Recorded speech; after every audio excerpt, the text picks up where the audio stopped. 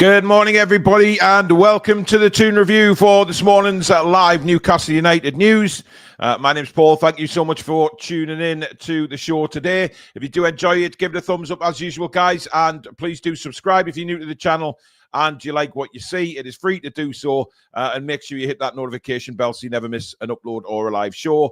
And of course, you can support the channel in the same two ways as usual: membership, which is the join button just underneath myself, and of course, super chats. That is the $ underneath the live chat, and that will guarantee your comment to be read out on the show. And finally, a big thank you to channel sponsor Mamoru Records for all your music needs in the centre of Whitley Bay. If you can't get into Whitley Bay Town Centre, check them out online. That is pinned at the top of the description. Right, good morning, everybody. And, well, as usual, there is news around for Newcastle United this morning. The first piece of news that I want to bring you is regarding one of our youngsters, first of all, and that is Jamie Miley. Of course, Lewis's brother. He did really well in pre-season. He looks a really, really good player. Was sent out on loan to Newport County earlier on in the season. That has now changed.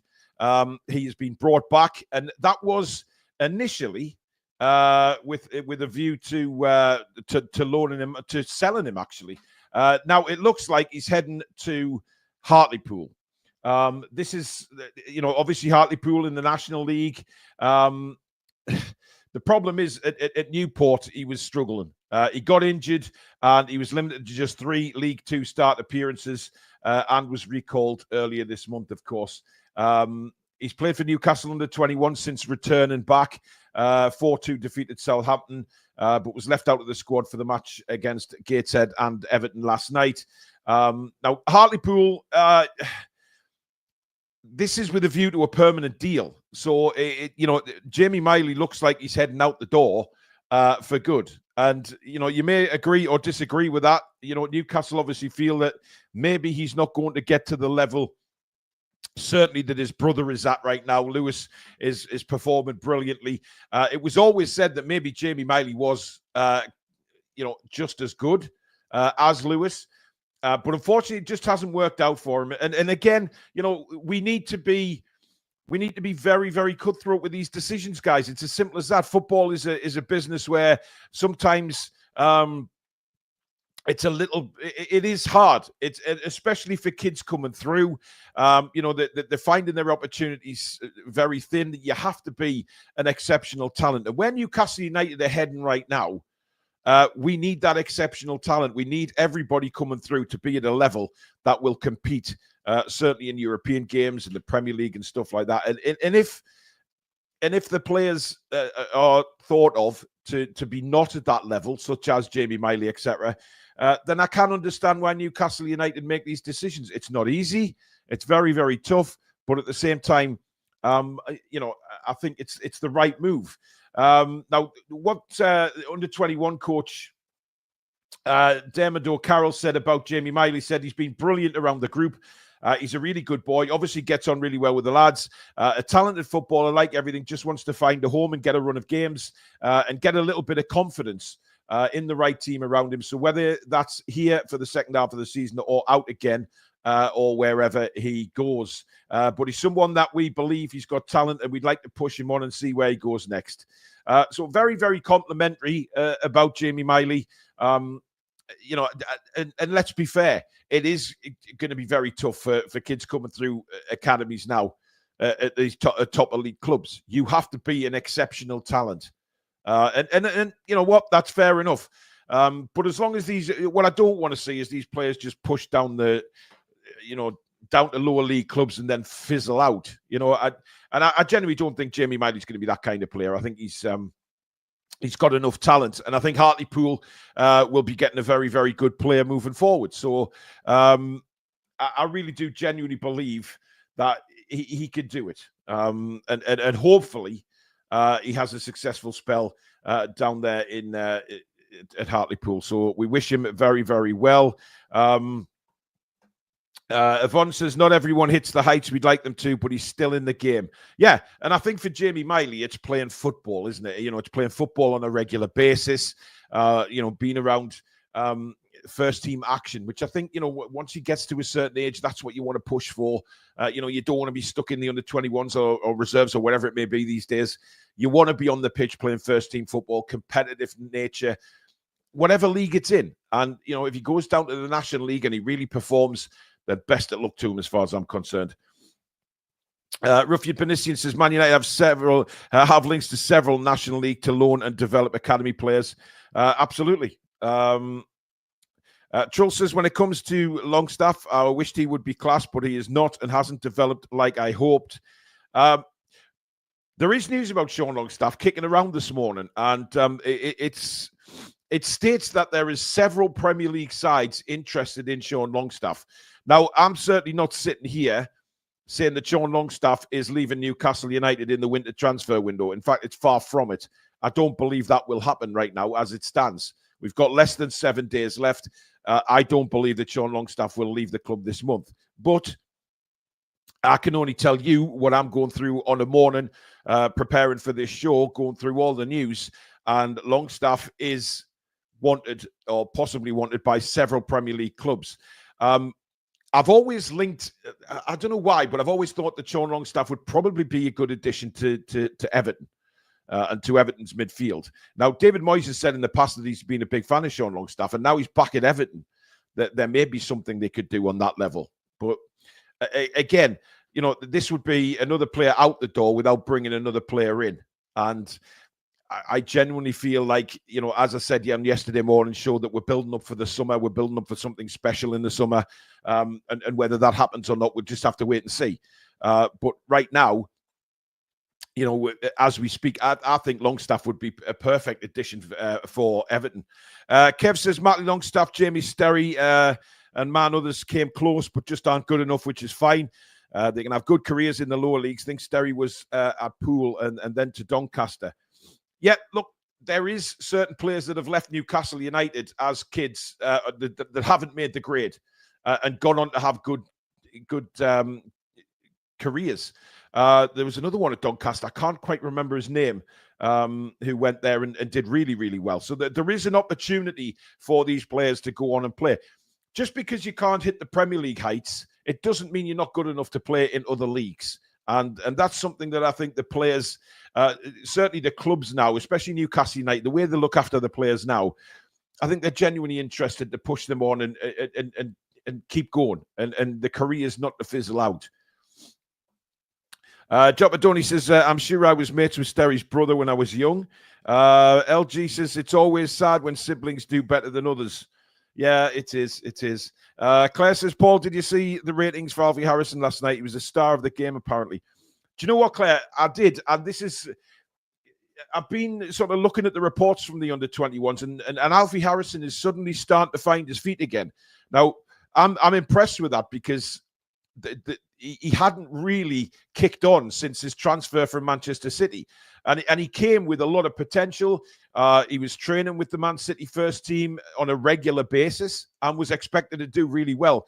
But Newcastle obviously started him in the academy to bring him on. And I'm sure he was signed with a view to being a first team player. He came highly recommended and it just didn't seem to spark for him. But lately, he looks like a player again. And good on him. As long as he keeps his head down and keeps going. That's the main thing for Alfie Harrison right now. Paul, you saw Jamie Miley in pre-season like all of us. Yep. I thought Jamie Miley looked okay. I really do think he's a good player, but maybe not at the level that Newcastle United need. And that is fair enough. That's nothing against Jamie Miley as a player. He will hopefully go on. If he goes to Hartlepool, I'm hoping that he'll go on and have a wonderful time there. And be a very important player for them. Paige, good morning. Paige says, I've seen that Arsenal are wanting a striker and a midfielder from us. Funny thing is, we don't have any strikers for Arsenal unless we give them Wilson, and we have no midfielder for them either. I pay no attention to it, Paige. It's fizzling out now completely. There's no way they're going to get Isak, no matter what they say. Pundits still coming out this morning saying, well, if Arsenal sell such and such and such and such, that will generate the money to buy Isak. It's laughable because they keep going on and on and on and on and on about this, and it's just give our man, just give it a rest.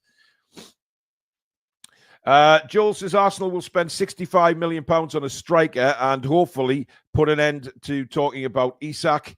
LG says we can't keep them all as it fills up our squad, so they either need to step up or get shipped out. And that's right. As harsh as that seems from LG, that is perfectly spot on. If they're not going to make the grade, you have to make an early decision. An early decision to ship them out and say, right, unfortunately, they're not going to make the grade. We have to make that decision now. We can't make it later because the player will get. We don't want these kids getting stale and not having the, not having the anything around them that's first team level. They need that first team experience. Joel says also PIF will never sell our big players to any cartel clubs. They all tried their absolute best to prevent the takeover. Well, if we ever needed the money, I think they would. But right now, as it stands, he's going nowhere. Our youth looks good, but I really do believe we need to strengthen this window. Well, Lee, I don't know whether you saw the under-21 game last night. I've watched a little bit of it back, and it was dreadful. Absolutely dreadful. And they haven't been playing well for a while now. Yes, there's some individual stars, hopefully in the making in that under-21 team. But right now, they're a long way out. When needed says 50 years, no. I'm not sure what the hell that's got to do with it, quite honestly. Well, never mind. Spike says most players won't make it into the first team, but could make it in the lower leagues.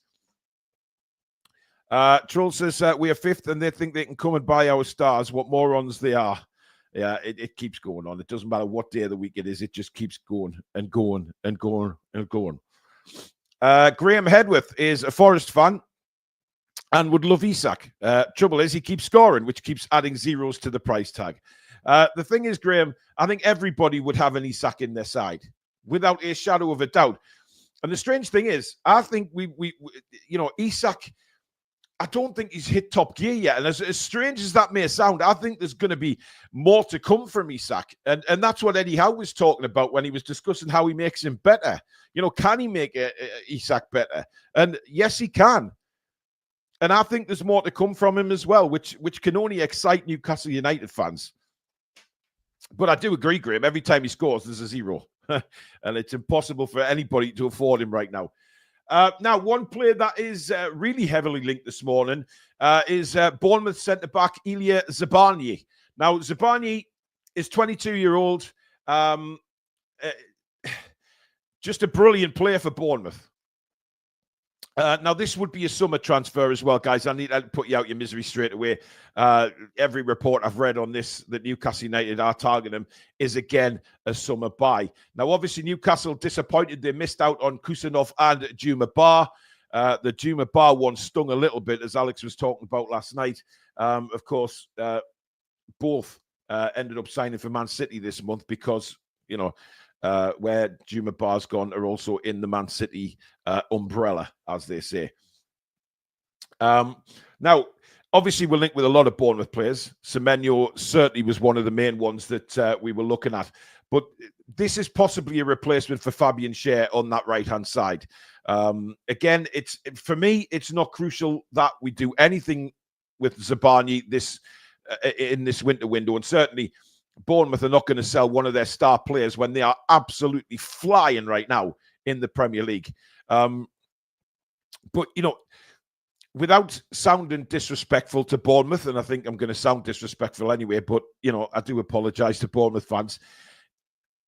These players that are playing so well with them now, are they going to look at Bournemouth as, a future elite football club in the Premier League? Have they got the stability to stay there? Have they got the funds to stay there? And I don't think they have. Not with the size of stadium they have. The revenue is very, very small. Their income is small. They are finding some wonderful players out there across Europe. But could they maintain them long term? I don't think they could.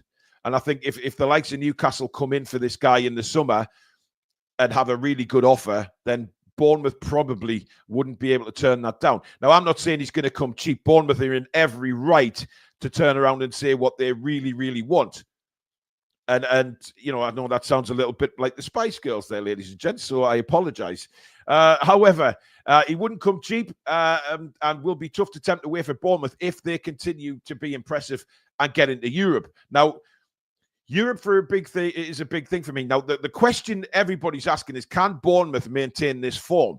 Because if they do, you know, beating Newcastle away 4-1 and then thumping Nottingham Forest 5-0, that's an incredible 2 results for Bournemouth. Now, can they keep it going and finish in the top 4? Because their form at the moment is top 4, despite all their injuries. Now, we could turn around and say, well, what if they get a couple of injuries in the second half of the season? They've got half the team out injured at the minute, and they're still performing like this.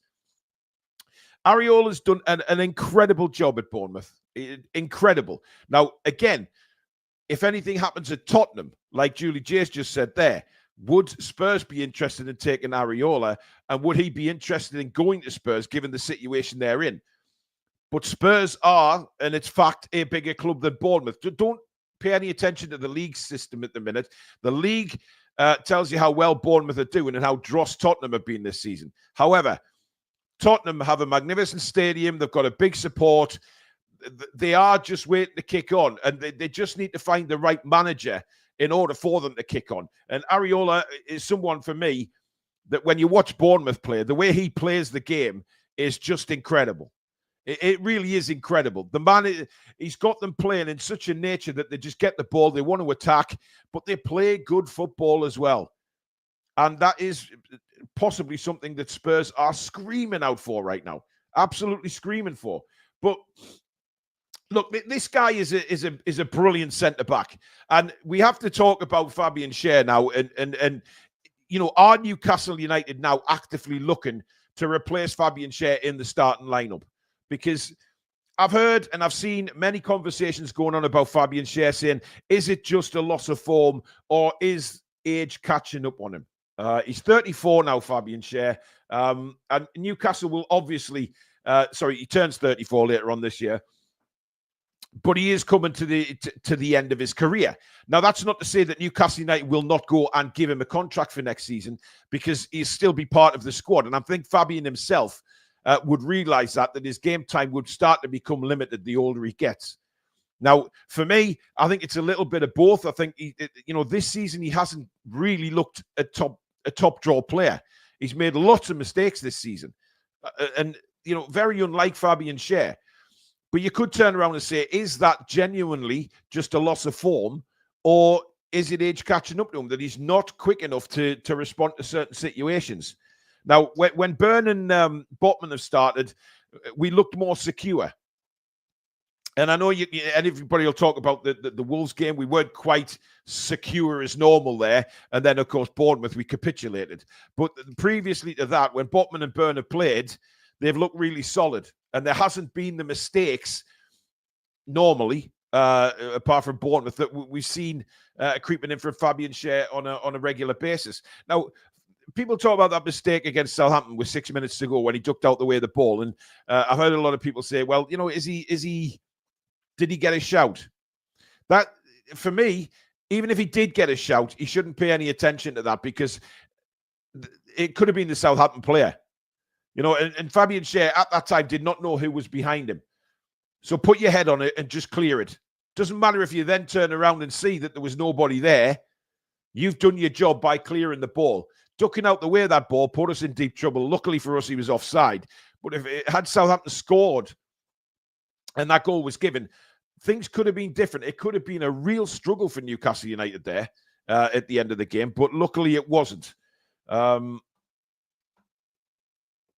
Graham says, I think you're wrong, Paul. Spurs have had plenty of good managers. I think it's cultural. The board is at fault, in my opinion. Yeah, there is. I mean, that's the flip side of the coin, Graham, isn't it? Whether you look at Tottenham and you think, yeah, they've had good managers, but why have their good managers not worked? Probably is a cultural thing. Something is not right within Spurs. I mean, many people will point to Daniel Levy, and absolutely so, because he's a cretin of life. But something's got to give there, I think. Alex says it's something to do with poor form about Schar for sure. Chipper says Schur bottled that header for me. Luke says, I reckon Eddie sees this as Shar's last as a starter. He's been an amazing servant. What a bargain he was for 3 million, but he's showing his age now from time to time. Youth alongside Botman needed. And listen, I mean, Zabarnyi would be a hell of a signing, right? I think personally, I think Zabarnyi would be better than Gay, a better signing. I'm not sure we would have to spend as much on Zabarnyi as we would on Gay, but if you're looking at defenders that we've been linked with that are now still available, then Zabarnyi would cost a lot of money, but I don't think he'd cost as much as Gay. Mark says Spurs might have the stadium with the fan base, but they also have terrible ownership. No manager in their right mind would go to Spurs. Well, I agree that. I think if Areola was offered the Spurs job now, he'd tell them to get stuffed, which I think, there's a lot of speculation over Ange Postecoglou's job, isn't there? But maybe Spurs are looking at it. Maybe they have got Areola in mind and want to try and maybe keep their manager till the end of the season. But the way they're going at the moment, they're in a relegation battle, and it's a massive risk. They're not playing very well. Yes, they've got injuries to big players, but they are struggling. Age catching up, but still a decent player for next season as rotation, injury or suspension for a couple of games, as long as it's not major injuries. Kieran says, I'd like us to get here from Eze from Palace. He's always on the game. Calix says, I made that comment that you pulled up the other day, and I agree with your thinking, Paul. Scotty says, Paul heard a few people say, let Miggy have one last game at St. James's for a proper send-off. Thoughts? No. I mean, look, we're in a position now, if we kept Miggy till Saturday and played and gave him a send-off against Fulham, that's a huge risk given that there's only 2 days left in the transfer window. If we are going to replace him, which I still genuinely believe we do, then he needs to go now. Apparently, again, I'm reading this morning, everything is done. We're just waiting for an announcement from Newcastle United that he's left. Personally, I think it's crazy if we hang on to him just to give a goodbye. I mean, where's the sense in that? We're not here to be nice. Or let's just give him a good send-off. Well, no, he got a good send-off at Southampton. Yes, it was just an away game, but he got a send-off. And quite honestly, like I said earlier in the show, football is a tough, cutthroat business at times. And you can't be sentimental about this. You have to release Miguel Almiron and let him go to Atlanta without giving him, this one game. I think is a huge risk. Especially if we are, I mean, a lot of people say, no, we're not signing anybody, but you just don't know. I genuinely believe we will. Now, again, I'm looking through the news reports now, and again, they're saying Newcastle United chief is spotted in France as club are confident of sealing a forward, which is, of course, Jonathan David. That certainly is remaining a priority in the summer for Jonathan David to come in. Predator says, Gahey has been average at best so far this season. Dodged a bullet there. He has. He's been poor. Andrew says, Spurs have to accept the reality of that they are not since the 60s and a couple of cups in the 80s, a big club. They've been as mediocre as us for years, and a new stadium doesn't change that.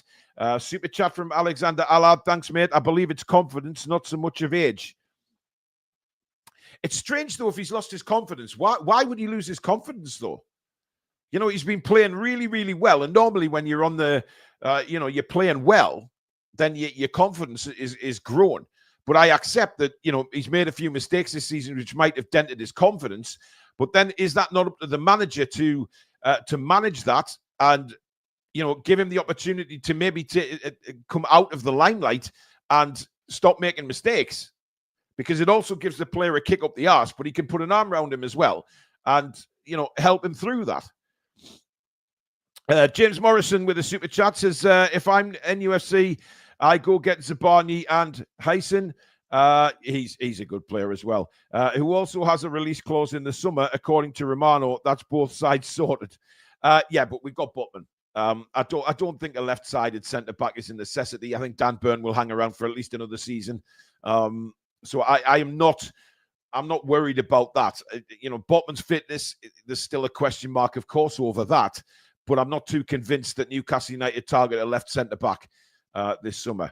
Hyson is a good player, don't get me wrong. Both of them are extreme talents. But unfortunately, I think it would be too much going for two centre-backs. Alan says, I think they're waiting until after Saturday anyway, given Barnes' injury. possibly. And I did hear that the MLS transfer window doesn't officially open till the 31st. So again, that is of course Friday. So it just seems. I think he said his goodbyes to everybody, to be honest. And Seacrest there said his goodbyes to everyone this morning at the training ground. He's on his way. Niall says, no wonder club are reluctant to sell if we are this sentimental. Yeah, I mean, listen, we've been accused of that many, many times, of being too sentimental with certain players. And it's cost us at times. So I think that the time is literally now to stop the sentimentality and just do what you have to do as a football club. Don't hang on to Miguel Almiron just because of sentiments and say, oh, yeah, we'll give him a send-off on Saturday. Why? He's gone. Put somebody else on the bench. Give one of the kids an opportunity to be around the first team. Because it's pointless putting Miggy there. And listen, I'm not being disrespectful to Miggy. I'm thinking about the football club in general here. That we need to stop the sentimentality. We need to get out there and find a replacement for Miggy and stop waiting. Now, Juventus have announced as well that they are confident, very confident, in fact, of tying up the transfer for Lloyd Kelly within the next few hours, by the way. That's the report I've just read. Juventus are very, very confident getting the deal done today. So... Listen, I wish him well. I mean, look, he hasn't... You can't be sentimental about Lloyd Kelly because he simply hasn't been here long enough. He hasn't played many games. So I'm not very sentimental over Lloyd Kelly. I think if we get... Whatever money we get for Lloyd Kelly, in my opinion, is a bonus. Because we paid nothing for him, but we're going to get a transfer fee. If it's a loan deal, we still get a loan fee. And, of course... his wages come off the books. And I think that's massively important for us to see that Lloyd Kelly does bring in some sort of money to the club. We need that money. Whatever people think, we need the money. Paul World says, if Kelly goes, it would be a massive boost for us financially.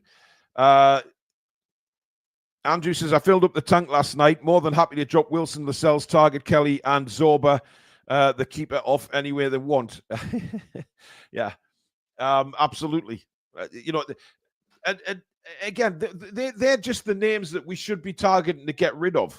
I mean, Eddie Howe talks about Callum Wilson, you know, and how good he looks in training, and he said it again. He's coming back. He's going to be available beginning of February, and I think. It's an almighty build-up to a player who was made of glass. And surely Eddie Howe in his own mind thinks, yeah, I better watch what I'm saying about Callum Wilson and maybe not put too much pressure on him. Because what's the point? Because he comes on the pitch and then he limps off again. Or he's out for another few months. For me, I've said it before, I think Callum Wilson's body is telling him enough's enough. Listen, if he comes back for the rest of the season and bangs in 10 goals, fantastic. But don't give him a new contract. And again, you're talking about sentimentality here. You know, do well for the rest of the season and earn a good move away when your contract runs out. But Newcastle United, we know that there'll be rumours kicking around saying, oh, he scored 10 goals in this many games. And is that a sign that Newcastle United are going to keep Callum Wilson? No. This is exactly what we're talking about. Getting the player out of the club. No sentimentality. Thank you for what you've done, Callum, and see you later. Simple as that. We need a better player to come in and a player who's going to be around and actually playing games. Jopadoni says, I do not think we could get a better defender than Kelly through the door, though. He's very good, and we already have him. Yes, I agree, but Botman is fit now. Byrne is fit now. They're the two left centre-backs. Fabian Schar, Emil Kraft is now fit again, who's played at centre-back before quite a few times and never let us down, in my opinion. He's not the ball-playing centre-back that maybe Botman and Schar are, but my God, he can do a job there. So I think Kelly is further down the list. The situation with Matt Target, he's fit again. Does Eddie Howe see Matt Target as the replacement for Lewis Hall for the rest of the season if something should happen to Lewis Hall? I think so. So is there any space now for somebody like a Lloyd Kelly when we could be getting some money for him, considering we bought him for nought? Joel says Wilson should go to whichever of the current bottom 4 clubs escapes relegation in the summer. That would make sense. Benell says we've had enough former Bournemouth personnel. Eddie, Tyndall, Richie, Fraser, Wilson, Kelly, and most of the coaching staff. Let's look somewhere else. Well, not really. I mean, if there's a player available who is good enough, then why? It doesn't matter who he plays for, whether we've got a Bournemouth connection or not. It doesn't matter to me at all. I'm more bothered about getting great players in. So you're telling me, Benell, if we went for Semenyo, you wouldn't be happy with that? I'm not so sure, mate. I'm not so sure. I'd be delighted, to be honest. Dean says, if we let Kelly go, we are back to square one with an aging defence that needs replacing. False economy, if you ask me. Burn is 33 and shows sorry it's over for him. Timur says he could break his bloody leg on Saturday. Get rid now. Yeah, exactly. Toonbird said, would you not offer to pay by play for Callum? Means he could prove himself and wouldn't cost us much if he can't play. I don't think he's going to. I don't think he'd like that kind of contract, because he will look back and think, God, if I got injured again for long term, I'm not going to be paid. Whereas if he goes somewhere on a free transfer, he gets a considerable amount of money because there's no transfer fee involved. He gets a good signing on fee and gets wages. I don't think Callum would want to risk his own body pain doing a pay-by-play. Keith says, love the comment. Miggy been here 6 years and still doesn't speak English. I presume he doesn't either. FF says, can't have a go at him and type that. I don't, let's just wish him well. David says, Juve talking to Bido from West Ham, so Lloyd Kelly, ? Well, I'm only going off what I've read this morning, and it seems to me like they're putting a lot of emphasis on Lloyd Kelly. They really are a big fan. Predator says, has anyone noticed with Wilson, he never really gets injured during games? It always seems to be in training or somewhere else. Everywhere but on the pitch. Strange one, that. Yeah, I think that the last time he got injured actually in the game was at Forest, wasn't he, when he done his shoulder? Strange injury, that. Andrew says, due to PSR constraints, our squad will only gradually change. There'll be a big clear out at the end of the season, but the likes of Longstaff and Willock will stay because of it. I reckon Saka is in. Got to go. Thanks, mate. Hope you're well. Sorry to hear about your sister, matey. Take care, buddy. And I hope it all goes well today for you. Letting Kelly go is a good idea to me. It will get a fee and large wages off the book. The Bournemouth recruitment has improved drastically since the days of Howe and Wilson, Fraser, etc. Zabarnyi and Semenyo would be fantastic signings for us. Yeah. They're in a very different place. And so are Newcastle United. When we brought Wilson in, we brought Fraser in, we weren't in a great place, were we? Let's be honest. We weren't in a very good place at all. It was still under Ashley, and we had no ambition to win anything. None at all. We are in a very, very different position. Very different position with you now. Both sides, actually. To the point where Bournemouth can command very, very good fees for some of their players that they have right now. That's the bottom line. They can get some very, very good fees in for players that are already at the club now, because they're very good players. We also have Salia and Pivas to come back in the summer. Yes, they look very exciting players as well, Jan, to be honest. So I'm looking forward to seeing them.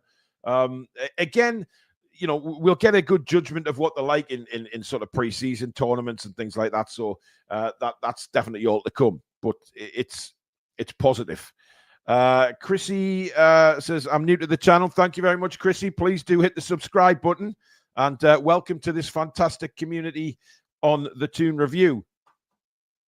Right, let's just see if we can grab any. David Orstein issues Arsenal striker transfer claim as Newcastle United agree deal. Let's see what this is all about, shall we?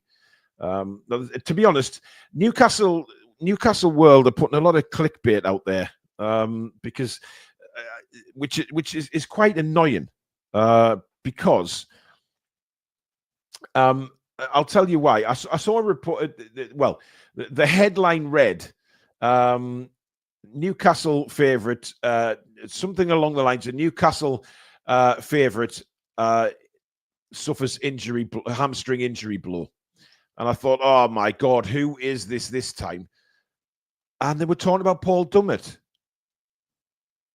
Paul Dummett, who's now at Carlisle.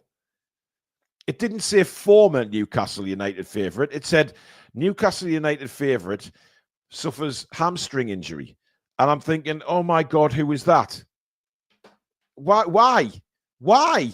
Put something out like that? Why not put former in front of it? Because, of course, Newcastle fans are going to see that and think, oh, who is that? We'll click on it. It's not right, guys. It's not right. People shouldn't be doing that. Now, let's have a look at this Ornstein report.